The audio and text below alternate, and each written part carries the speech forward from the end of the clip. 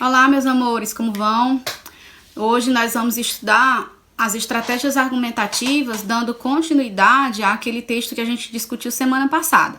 E eu gostaria de ler com vocês o capítulo 1, página 11, onde trabalha a partir desse texto que lemos ontem, ou semana passada, melhor dizendo, as principais estratégias argumentativas. E eu gostaria de ler e discutir com vocês e estudar de uma por uma para que vocês entendam onde exatamente a gente pode encaixar essas estratégias argumentativas.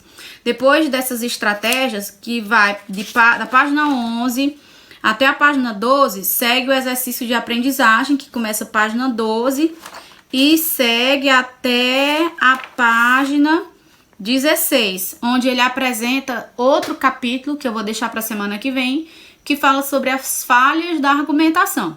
E depois dessa parte de falhas de argumentação e contra-argumentação, ele vai fazer mais uma análise de um texto apontando essas estratégias e iniciar o exercício da página 20, e esse exercício vai até a página 26, onde ele vai introduzir um capítulo de cartas que nós já estudamos no ano passado, no primeiro ano. Por vocês já terem estudado cartas no ano passado, eu não vou trabalhar com vocês esse episódio cartas, tá bom? Esse capítulo 4, que fica na página 27, porque a gente já estudou no primeiro ano.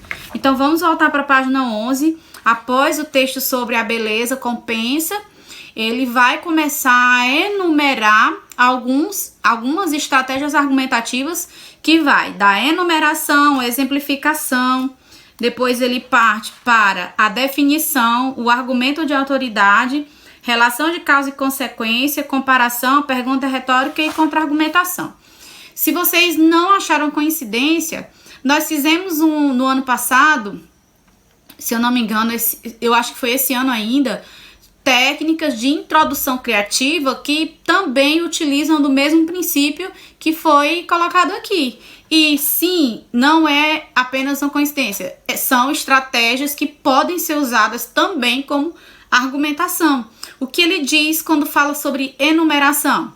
Enumeração consiste na apresentação sucessiva de várias informações ou elementos necessários à compreensão do assunto tratado no texto ou do argumento a ser desenvolvido. As informações enumeradas podem ser apenas justapostas, como ocorre no texto A Beleza Compensa, de Ivan Martins e Teresa Perosa, ou articuladas por meio de marcadores sintáticos, como primeiro, segundo, antes de, depois de, ainda, em seguida, e etc. É muito comum, inclusive, as pessoas colocarem dentro da argumentação os conectivos, em primeira análise, que inicia o argumento 1, e em segunda análise para iniciar o argumento 2. E esse tipo de construção é chamada de construção enumerativa. E sim, ela é válida dentro de uma linha de raciocínio onde duas ideias se somam. Mas se eu estiver trabalhando, por exemplo, erros e acertos do SUS, uma proposta de redação que eu elaborei esses dias, e que eu tenho que trabalhar os erros e, por outro lado, os acertos, obviamente que enumerar em primeira análise e em segunda análise não faz muito sentido. Você já deveria colocar as ideias opostas. Em primeiro lugar, vocês apontariam os erros, em segundo lugar, os acertos, ou então vice-versa. E assim, o que você tem que analisar é qual é o tema e qual a melhor estratégia para ser usada dentro daquele tema. Depois, ele fala sobre a exemplificação. Consiste na apresentação de exemplos que podem ser constatados na realidade circundante ou que foram retirados de diferentes áreas do conhecimento. Ao produzir um texto, você deve evitar usar exemplos pessoais ou específicos demais e preferir aqueles que sejam de conhecimento comum. Isso é muito importante. Uma vez a FACID, em 2007, cobrou o tema traição. E na época eu discutindo com os meus alunos, e um aluno fez uma redação abordando que na minha cidade o prefeito foi traído pela esposa com o presidente da Câmara do município, dos vereadores. E a situação, ela era comum aqui na cidade, na nossa região, era um fato que tinha sido conhecido pelas pessoas, mas ficou muito constrangedor porque se tornou algo pessoal dentro de um texto dissertativo lido por mim. Claro, eu não ia publicar um texto daquele, mas que se fosse uma banca de vestibular, aquilo soaria muito estranho. E especialmente porque a pessoa relatou o caso e colocou o nome da cidade e falou de forma tão pessoal que chegou a ser constrangedor. realmente não faz muito sentido você colocar as coisas da sua vida pessoal dentro de uma redação. E assim, o texto na página 11 diz que é para você evitar. Prefira aqueles que sejam de conhecimento comum.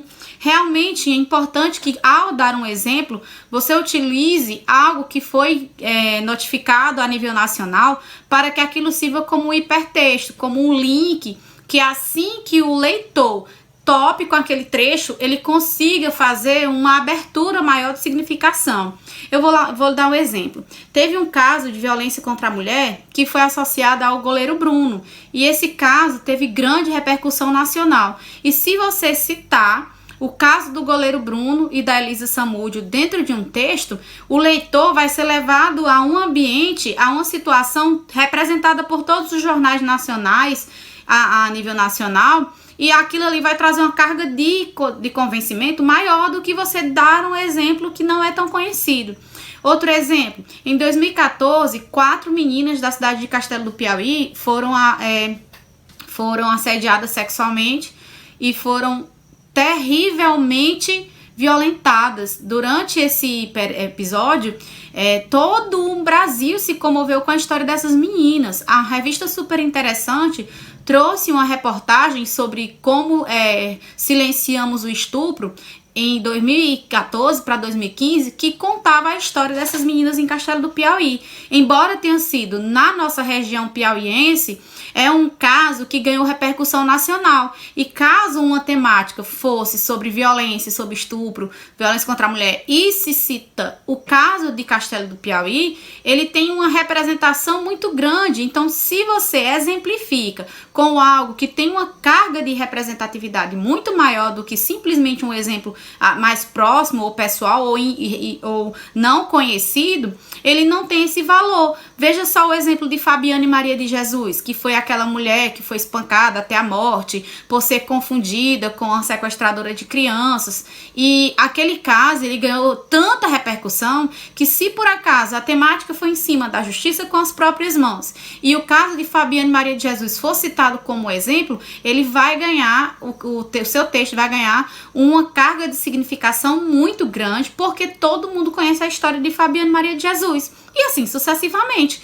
Então, realmente, a ideia de se argumentar é fazer relação de sentido. E essas relações de sentido dentro de um argumento são costuradas por meio de conectivos, mas que a ideia principal é você apresentar exemplificações, explicações, justificativas, causa e consequência, qualificações, exemplos, ilustrações, para que o seu texto tenha um desenvolvimento. Muitas vezes, quando a pessoa coloca uma ideia e não dá uma prova concreta, que não necessariamente precisa ser um repertório sociocultural, pode ser uma continuidade da explicação daquele fenômeno que você está abordando naquele momento, se você não tiver essa parte, você não vai ter sucesso durante o seu processo argumentativo. Então, o que acontece?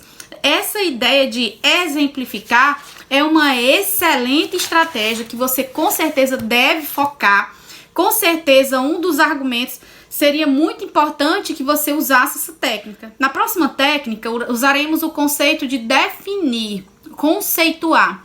De acordo com o manual do Enem, definição ou conceituação é um tipo de desenvolvimento de estratégia argumentativa e vale como repertório sociocultural. Mesmo o manual de correção, valendo-se desse tipo de estratégia para apresentar a ideia de que houve um uso de um repertório sociocultural, dificilmente apenas definir ou conceituar vai ser reconhecido por um corretor como o uso de repertório sociocultural, mas sem sombra de dúvidas é uma estratégia argumentativa. Então veja só, consiste em definir o assunto do texto ou conceitos que sejam essenciais para a compreensão desse assunto.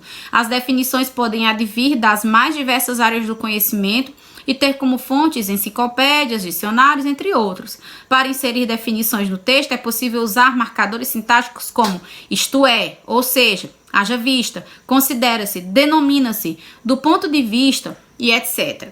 E continua afirmando que em temas que são mais difíceis, em temas que são novidades, como por exemplo os fóruns Chan, que trabalhamos ano passado, né, os fóruns Chan na Dark Web, 2 pontos, a verdadeira face da liberdade de expressão.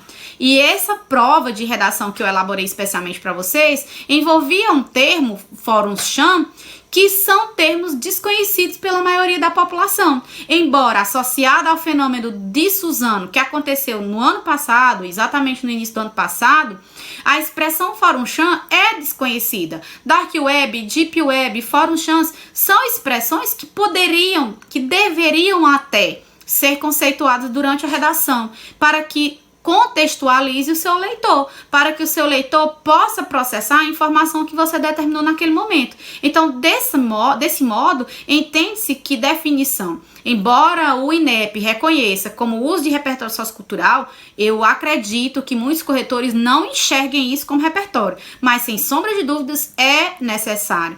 É uma excelente estratégia argumentativa. Então, você vai ter a sensibilidade de observar qual tema realmente solicita essa definição. O próximo item já vai trabalhar a ideia de argumentos de autoridade. Acompanhem. Consiste em reproduzir ideias e informações aprendidas a partir do estudo de textos de outros autores. Os argumentos de autoridades podem ser inseridos no texto por meio de 3 recursos distintos. As referências, que consistem em mencionar, além de nomes, áreas de atuação, obras e estudo de autoria de especialistas. Eu paro para comentar que se você disser assim, de acordo com Rodrigo Teixeira, quem? Quem é este? De acordo com ele, eu acordar em alguma coisa. Então, você tem que dizer, de acordo com Rodrigo Teixeira, isso é só um exemplo, tá? De acordo com Rodrigo Teixeira, diretor executivo da empresa de não sei de que aborda a ideia da tecnologia, tal produto tende a ser uma tendência no mercado e que cada vez mais as pessoas, e assim você desenvolve um argumento de autoria.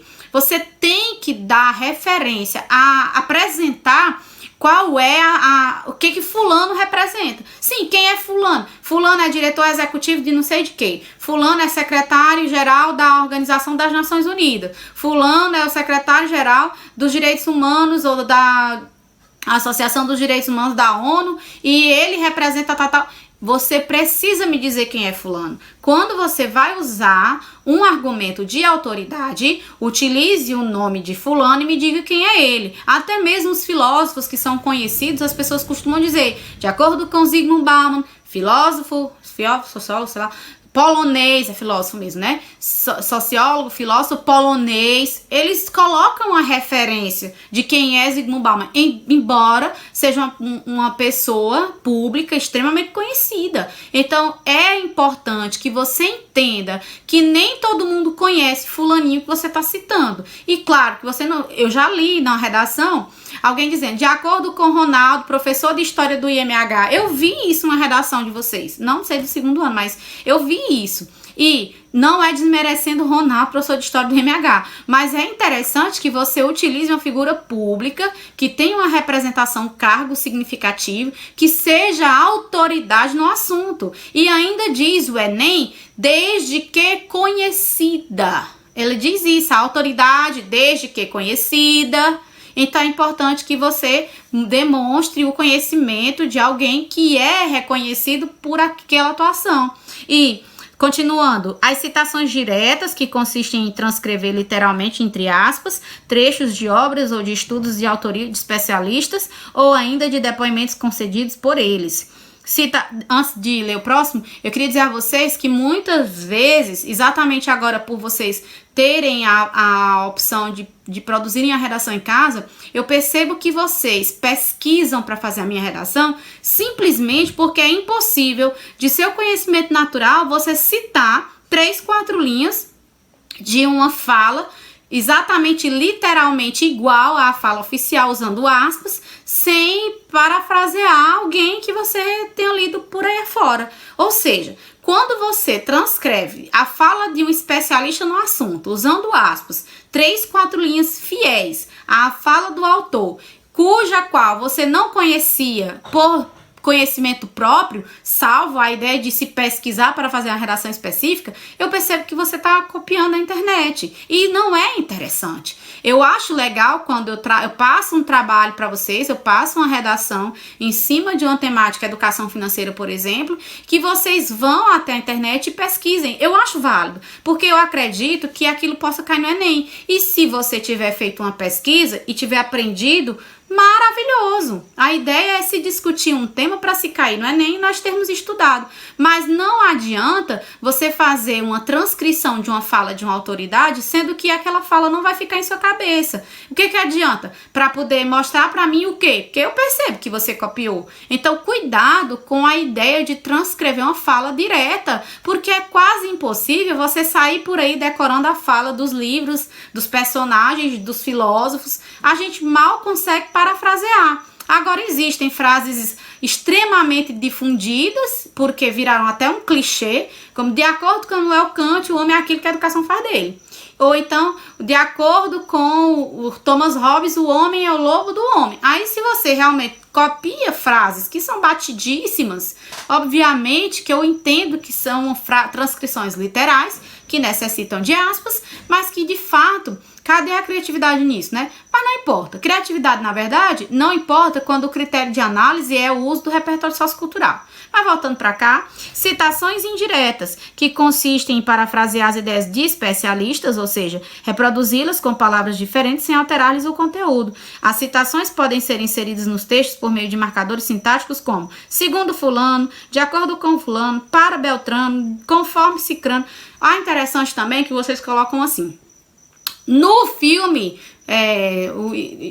o menino que descobriu o vento, vírgula, aborda, no filme aborda, no filme aborda-se, ou o filme aborda. Vocês têm mania de colocar no filme, não sei o que, aborda, então não é no filme, então alguém vai abordar, ou o próprio filme como sujeito aborda. Se você colocar no filme, você está me dando uma expressão, um advérbio de lugar, que alguém vai abordar e você não apresentou o sujeito. Agora, se você botar o filme aborda, então você está apresentando o sujeito, o filme como sujeito. O filme aborda a tentativa da descoberta científica e a falta do apoio científico do pai ou do Estado, do governo, e assim você desenvolve um pouco do filme para associar lá a ideia que você quer defender naquele momento. Então, cuidado com a forma como você costura os verbos discentes, ou o que ele chama aqui de expressões, de marcadores sintáticos, porque é extremamente importante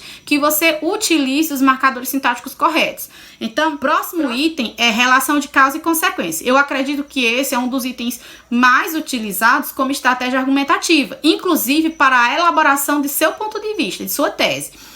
Se você pensar bem, a maioria das teses que a gente deve abordar vai fazer um resumo exatamente de qual é a causa, ou seja, a origem do problema, qual é a consequência, ou seja, o efeito do problema. E se você marcar sua introdução com esse tipo de planejamento, de apresentar a frase temática com uma contextualização histórica ou um fenômeno atual para ser o repertório sociocultural e deixar a sua introdução criativa, e durante a sua tese você fazer um resumo do efeito, ou melhor, primeiramente da origem do problema e possivelmente também do efeito, fazer as duas coisas, na hora de desenvolver, você vai fazer exatamente a causa no argumento 1 e a consequência ou efeito no argumento 2. Fica muito prático, é muito fácil e de fato não é algo superficial não, é algo que é bacana, porque afinal de contas, o que todos nós queremos saber é a origem das coisas. Por que está acontecendo a violência dentro das escolas? Por que está acontecendo o problema da desigualdade social? Eu quero saber quais são os problemas relacionados à ansiedade nesse tempo de isolamento. Então, a ideia de se tentar executar essa estratégia argumentativa de causa e consequência, ela fica legal tanto para a tese como para o argumento 1 e 2. E na conclusão, você faz a proposta de solução para o problema e, por fim, retoma o repertório sociocultural que você usou para abrir a linha de raciocínio do seu texto lá na introdução. Então, veja só, consiste em explicar e ou justificar um fenômeno ou ideia, evidenciando as relações existentes entre eles e fatos ou teorias. As relações de causa e consequência funcionam de modo bem objetivo, como justificativas para afirmações feitas ao longo do texto. Porque, visto que, já que, em virtude de, tendo em vista que, de maneira que, são alguns marcadores sintáticos que permitem inserir relações de causa e consequência nos textos. Afinal de contas, as causas aqui não passam de justificativas. É interessante que você, inclusive, faça essa divisão. Porque vai existir momentos em que você vai dizer que isso acontece por causa disso, disso, visto que, aí você justifica. Então, quando eu boto um porquê, eu concordo que é um modalizador de causa, mas um visto que é um modalizador de justificativa. Um já que é justificativa, em virtude de é causa, tendo em vista que é o justificativa, de maneira que também pode ser um ou outro. Tome cuidado com o tipo de conexão que você relaciona. Você quer fazer uma representação da origem do problema ou quer justificar essa origem? Porque são coisas diferentes. Cuidado para não confundir. Outro item que é identificado na apostila, página 12, é a comparação. Claro que para você fazer comparações de épocas diferentes, de lugares diferentes, de situações diferentes, você precisa conhecer a realidade de outras situações. Se nós estamos comparando o Brasil com os Estados Unidos, é uma comparação meio injusta, porque os Estados Unidos são um país desenvolvido, porque lá deu certo a legalização da maconha, não sei, lá não, mas no Uruguai fez, né? Fizeram a legalização da maconha. Mas se você quiser comparar a questão da pena de morte, a questão da posse de armas, por exemplo, porte e posse de armas, que nos Estados Unidos pode, aqui não pode. Mas você está falando de situações, de legislações, de educação, de desigualdades sociais totalmente diferentes. Tome muito cuidado com o tipo de comparação que você estabelece. Mas sem sombra de dúvidas, a comparação é sim um excelente recurso argumentativo. Veja, consiste na aproximação de fenômenos, fatos ou ideias, buscando estabelecer entre eles uma relação de identidade ou distinção. As comparações podem ser feitas com base em diferentes critérios, como o temporal, geográfico, socioeconômico, etc.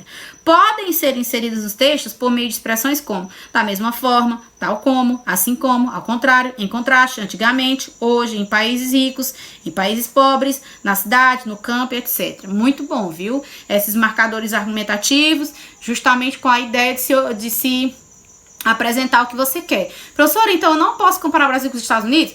Depende da ideia que você quer construir. Por exemplo, quando o tema é legalização do posse e porte de armas, eu não acho interessante você comparar a realidade brasileira com a dos Estados Unidos, porque são situações diferentes. Mas se você quer exatamente evidenciar esse critério como uma argumentação a seu favor, você vai dizer que nos Estados Unidos funcionou por conta da cultura, da igualdade social,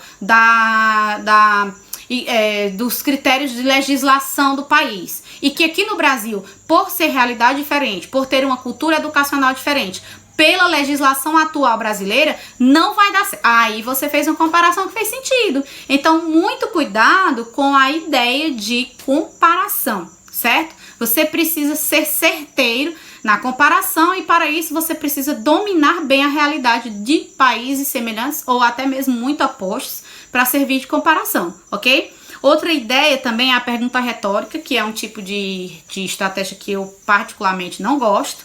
Eu acho a perda de tempo enorme fazer perguntas retóricas, porque em vez de você perguntar, é melhor você responder afirmando categoricamente. Mas enfim, é uma coisa minha, é uma particularidade minha e que eu não puno você quando você faz isso corretamente. Difícil é que as pessoas não fazem muito corretamente a ideia de usar uma pergunta retórica, mas de acordo com a página 12, pergunta retórica consiste em um questionamento que, dirigido ao público leitor, permite direcionar a argumentação à resposta pretendida pelo autor.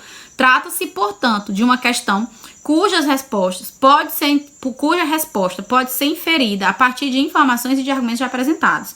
As perguntas retóricas podem aparecer em interrogações indiretas ou diretas. Eu já acho, como disse, se já está de forma respondida, para que eu vou fazer ainda perder meu tempo? Mas enfim, é uma ideia minha, né? Se você souber fazer essa pergunta retórica de forma madura, de forma que a resposta não fique óbvia, de forma que a resposta também não fique sem resposta, Pode ficar à vontade, tá bom?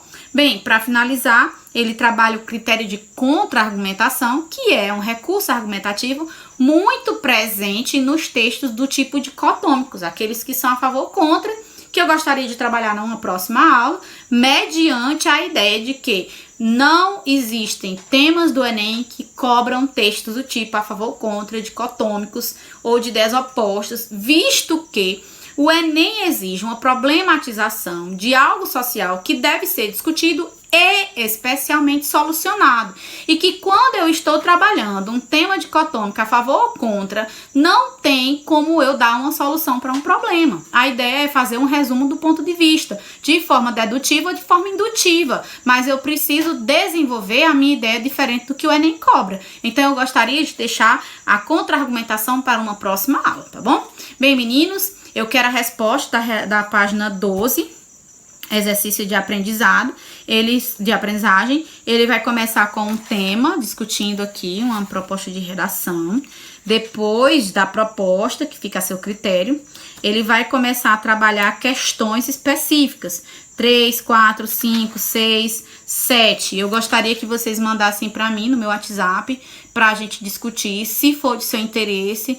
Queria que vocês olhassem a resposta que a própria apostila traz para critério de aprendizagem, tá bom? Então fiquem com Deus, até amanhã, que a gente vai se encontrar ao vivo, tá bom? Beijo!